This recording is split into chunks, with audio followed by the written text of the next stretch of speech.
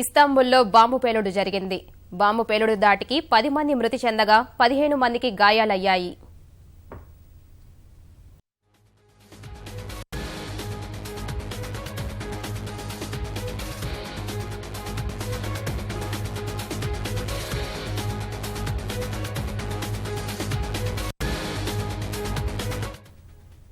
రెండు నెలల వ్యవధిలో టర్కీపై ఉగ్రవాదులు మరోసారి విరుచుకుపడ్డారు. టర్కీలోని ఇస్తాంబుల్లో జరిగిన బాంబు పేలుళ్లో 10 మంది ప్రాణాలు కోల్పోగా మరో 15 మంది గాయపడ్డారు.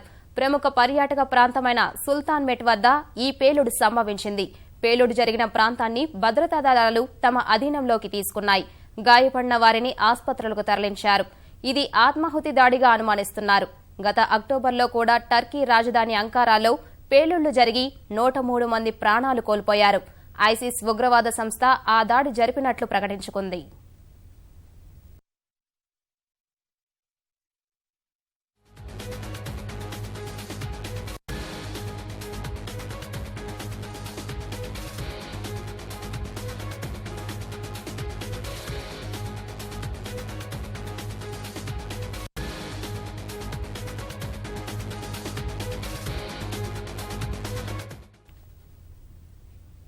రెండు నెలల వ్యవధిలో టర్కీపై ఉగ్రవాదులు మరోసారి విరుచుకుపడ్డారు.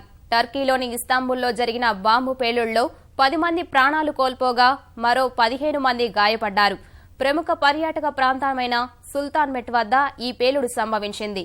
పేలుడు జరిగిన ప్రాంతాన్ని భద్రతా దళాలు తమ ఆధీనంలోకి తీసుకున్నాయి. గాయపడిన వారిని ఆసుపత్రులకు తరలించారు. ఇది ఆత్మాహుతి దాడిగా అనుమానిస్తున్నారు.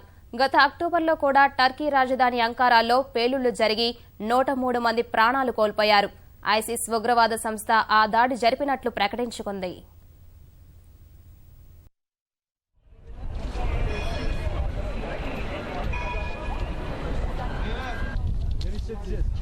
Hadi devam edin.